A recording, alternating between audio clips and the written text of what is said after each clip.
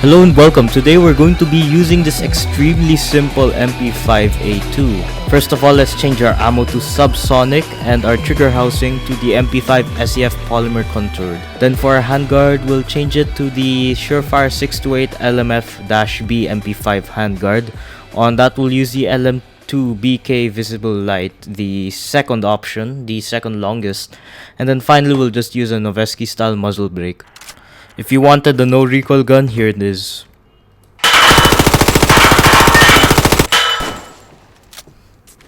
I mean, there still is recoil, but if you can't control that, then honestly, you can't even play COD properly.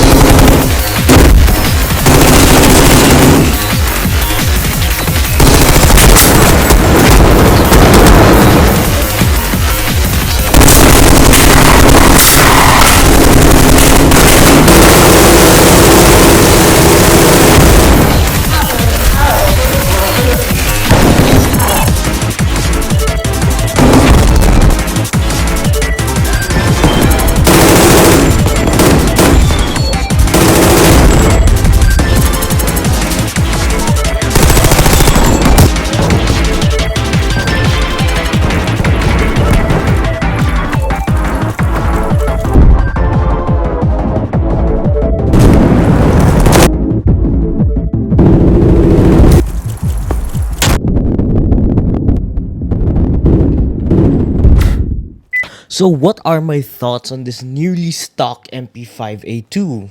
In Counter-Strike, the AUG is the COD gun, but here, this is the COD gun. The thing does the same damage as an assault rifle in Call of Duty, about 4 shots to kill.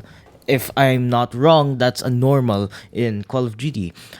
It does the same, it has the same amount of recoil as a Call of Duty gun without attachments, which is non-existent. And above all, it is the same as a Call of Duty gun, because in Modern Warfare 2019, this is one of the options you can have. Just put on one attachment, the full stock, and then that's it. However, like the MP5 in that game, this gun is extremely effective.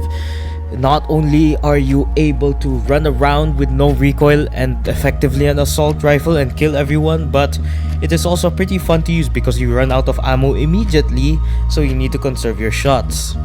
I found that with this thing, using semi is just as effective as using full auto. At longer ranges, semi can be used to great effect, and I've also seen that somehow I don't really need to compensate for range as much as with something like the M4. I'm not sure if that's intended, however that's just how it feels.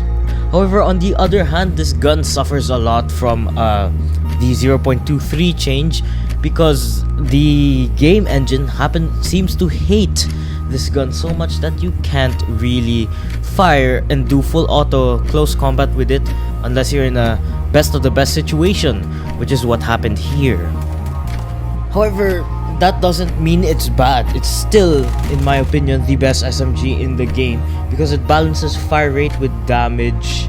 I mean, the damage is the same with every 9mm. However, in this in particular, it feels like it's a bit higher damage than the others. It also has better mag capacity, better recoil control, better everything. It's not a perfect in any category, it's more of a jack of all trades. But damn is it good at being a jack of all trades, because you can easily make this gun into something like the Vector or the PP19. That is why I feel like it's not worth it to save for the Vector. The Vector runs out of ammo even faster than this thing. Often now, it can't even hit its target unless you're at close range or a camper who hides in a corner like a scrub. Or you can turn it into a long range build, but it's not that effective even with the 2-round burst, because this is like the Talon from HELLMET, and this is it's very pathetic in its damage for somehow. And this is with the 45 with the 9mm now. It's abysmal unless, as I said, you hide in a corner like a camper scrub and you sit there the whole game waiting for someone to come along. Now, if you're planning to be actually enjoying the game, I don't recommend you buy the Vector and you get this thing instead, because as I've showed you here, even with little to no attachments, this thing can perform pretty well. I'd say that if you're a noob, just put on a sight and change the ammo to subsonic and that's it. You could even run this thing with the default ammo, the Remington UMC, and you'd still get the same results.